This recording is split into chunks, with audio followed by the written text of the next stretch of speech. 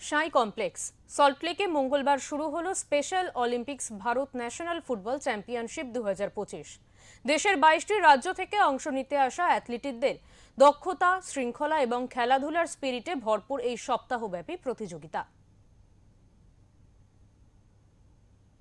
বুদ্ধি বিকাশ ও মানসিক প্রতিবন্ধী ক্রীড়াবিদদের মূল স্রোতে নিয়ে আসার লক্ষ্যে সাই কমপ্লেক্স সল্টলেকে মঙ্গলবার শুরু হলো special Olympics Bharat national football championship 2025। এই উদ্যোগকে গুরুত্বপূর্ণ পদক্ষেপ বলে মনে করছেন আয়োজকরা। এদিন উদ্বোধনী অনুষ্ঠানে চিফ গেস্ট হিসেবে উপস্থিত ছিলেন confederation of West Bengal trade অ্যাসোসিয়েশনের প্রেসিডেন্ট সুশীল পোদ্দার। পাশাপাশি উপস্থিত ছিলেন দেবাশিস দত্ত, ডিরেক্টর বিগিএস group, president Mohun Bagan athletic club এবং চেয়ারম্যান স্টেট কাউন্সিল CII।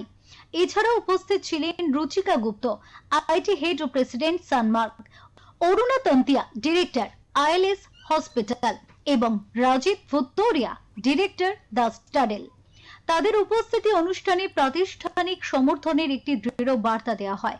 এদিন অনুষ্ঠানে বক্তব্য রাখতে গিয়ে special Olympics Bharat Paschimbanga president CA Pawan Kumar Pattodia বলেন, স্পেশাল অলিম্পিক্স ভারত বহু বছর ধরে ক্রীড়া প্রশিক্ষণ, স্বাস্থ্য পরিষেবা এবং নেতৃত্ব গড়ে তোলার কর্মসূচির মাধ্যমে বুদ্ধি বিকাশ ও মানসিক প্রতিবন্ধী শিশু এবং প্রাপ্তবয়স্কদের পাশে রয়েছে।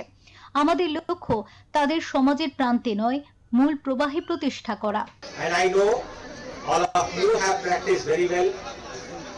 As you know, the winner of this championship will be participating in the next Olympic to be held in Santiago, USA in 2027. আন্তর্জাতিক অঙ্গনে ভারতের সাফল্যের ছবিও উজ্জ্বল। ভারত এখনো পর্যন্ত 16টি স্পেশাল অলিম্পিক্স ওয়ার্ল্ড গেমসে অংশ নিয়েছে। 2023 সালের বার্লিন ওয়ার্ল্ড সামার গেমসে ভারতীয় অ্যাথলেটরা জিতেছিলেন 200টি পদক।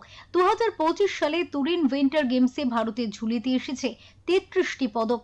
পাশাপাশি গৌথিয়া কাপ সুইডেনে টানা দুবার চ্যাম্পিয়ন হয়েছে ভারত। একই সঙ্গে 2027 সালে special Olympic summer world games Santiago, চিলির প্রস্তুতিও চলছে জোর কদমে। আপাতত এই চ্যাম্পিয়নশিপ চলবে 20 নভেম্বর পর্যন্ত। লিগ ও নকআউট পর্বে একাধিক বিভাগে প্রতিযোগিতা অনুষ্ঠিত হবে। শান্তনু ব্যানার্জি রিপোর্ট, ওঙ্কার বাংলা।